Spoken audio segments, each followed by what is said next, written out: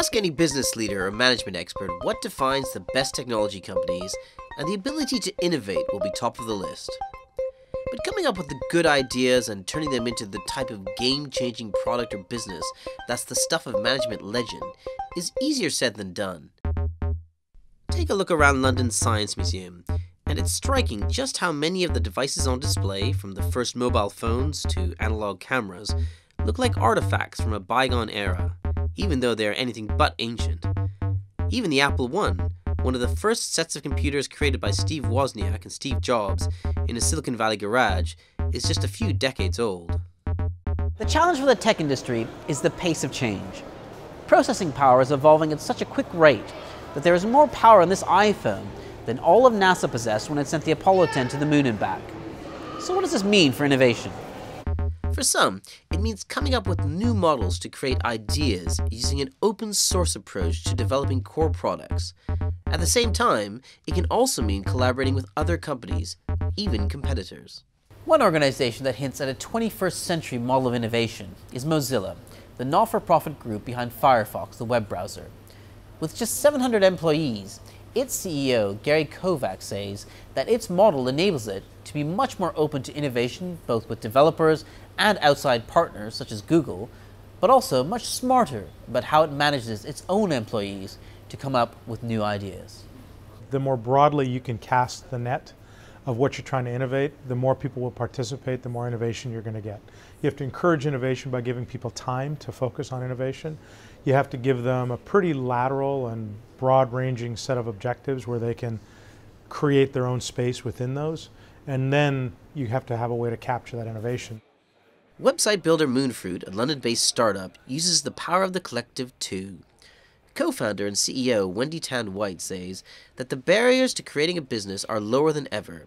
That means it's much easier as a nimble startup to come up with ideas, test them with users via the web, and adapt them before releasing the final versions.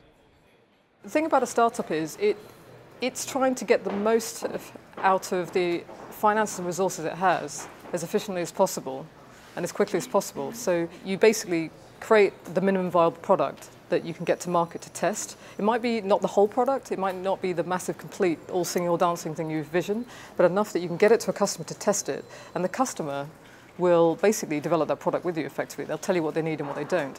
Now that means you can be quite efficient. You can get something out there, try it out. If it doesn't work, you can adapt it and get it out there again.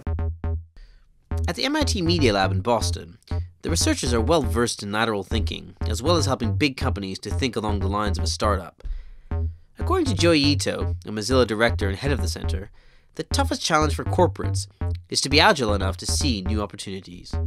Most things that most companies consider assets, lines of code, intellectual property, people, strategy, those are all extreme liabilities to agility, because agility is the ability to say, hey, wait a second, we're going the wrong direction, let's go over there. But every single line of code that every engineer has written is going to be one more reason to pause and say, hey, maybe we should try a little bit longer. We've spent so much time getting here. Why don't we continue for another year? And so in the world of complexity, strategy is your enemy in many cases, and agility is your strength.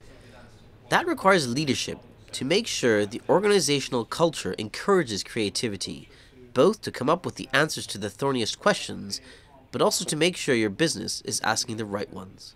The culture of innovation and how you actually stick to that culture is the most important thing. It might just be that for 6 months, the team's only goal is deliver the beta. That's it. We don't ask the financial question too early. Or it might be after a year, deliver 2 betas. Or after 2 years, deliver 2 betas plus get the first 1 million users, and that's the only question you ask them. How are you progressing towards this? How stable is the code? How's it looking? But you also have to cap the number of resources. You can't push everything, all your chips across the table on a piece of innovation that doesn't have a defined return. So it's a fine balance. Openness, collaboration, and agility might sound like the lifeblood of a new high-tech revolution, but whatever industry you're in, they are also the qualities you'll need to embrace before your competitors do. Ravi Mattu, Financial Times, London.